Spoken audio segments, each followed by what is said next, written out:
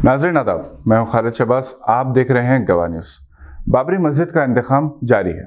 महाराष्ट्र की सियासत में जो भूचाल आया है वो अगरचे की कोई नई बात नहीं, मगर कहने वाले ये कह रहे हैं कि उद्धव ठाकरे का जो सियासी अंजाम हो रहा है वो इबरत का मकाम है।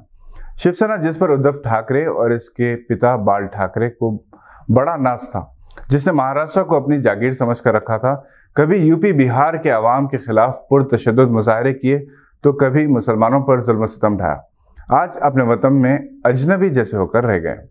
शिंदे और फडणवीस की मिलीभगत से इनका इख्तिदार तो हाथ से गया, बाल ठाकरे पर जान छिड़कने वाले वफादारों ने भी इनका साथ छोड़ दिया। पार्टी के इंतखाबी निशान और इसके नाम से भी वो महरूम हो गए।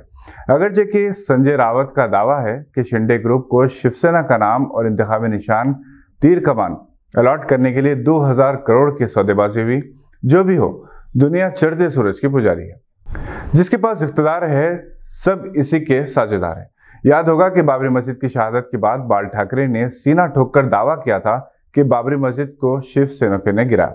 1993 के मुंबई फसादात में जिस तरह मुसलमानों का कत्लेआम हुआ, जिस तरह से इनकी इमलाक और जायदाद को लूटा और तबाह किया गया, 30 बरस गुजरने के बाद भी इसके असरात बाकी हैं। यूं तो उद्धव ठाकरे ने कांग्रेस और दीगर जमातों से मिलकर बीजेपी से महाराष्ट्र से इख्तिदार छीना था, मगर इनके वहम गुमान में तक ना था कि कभी साए में पलने वाले, इनके पिता के नाम पर परवान चढ़ने वाले इनके अपने कदमों के नीचे से जमीन खींच लेंगे। पार्लियामेंट और महाराष्ट्र असेंबली में शिवसेना का दफ्तर भी ठाकरे परिवार के हाथ से गया। अलबत्ता शिवसेना बाकी रह जाएगा, क्योंकि बाल ठाकरे ने एक होशियारी जरूर की थी कि इन्होंने शिवसेना भवन को पार्टी के नाम पर नहीं बल्कि एक ट्रस्ट के तहत रजिस्टर करवाया था। शिंदे भी इस हकीकत से वाकिफ हैं, चुनांचे इन्होंने भी कह दिया कि वो शिवसेना भवन पर दावा नहीं करेंगे। बाबरी मस्जिद शहीद हुए 31 बरस हो गए। जिन जिन लोगों ने बढ़ चढ़कर हिस्सा लिया था, बेशतर इबरत का मकाम बने हुए हैं। बास की मौत इबरतनाक हुई तो बास की जिंदगी मौत से बदतर बन गई। उद्धव ठाकरे का जवाल एक तरह से ठाकरे परिवार का जवाल है, जिसने ताकत के नशे में खुद को बहुत कुछ समझ लिया था और जिसे एक मकाम दिलाने में हिंदुस्तान की हर पार्टी का रोल रहा है। आने वाले दिनों में हो सकता है कि और भी ऐसे इदारों और अफराद का अंजाम देखने में आए। 21 फरवरी को आलमी यौम मादरी ज़बान मनाया जाता है। यूनेस्को ने 1999 से हर साल 21 नवंबर को यौम मादरी ज़बान मनाने का ऐलान किया था। ये पेशरफ्त बांग्लादेश की थी, जहां ज़बान की बुनियाद पर बड़े पैमाने पर फसादात रोनुमा हो रहे थे और कई हलाकतें हुई थी। 1947 में पाकिस्तान का क़याम अमल में आया था। जोग्राफियाई तौर पर यह मगरबी और मशरक़ी पाकिस्तान में तकसीम हुआ था, क्योंकि दोनों के इलाकों के ज़बान और तहजीब व सकाफ़त में नुमाया फ़र्क था। 1948 में हुकूमत पाकिस्तान ने उर्दू को पाकिस्तान की कौमी ज़बान करार दिया था, ताहम मशरक़ी पाकिस्तान के अवाम ने इसके खिलाफ एहतजाज किया था, क्योंकि इनकी मादरी ज़बान बंगाली थी।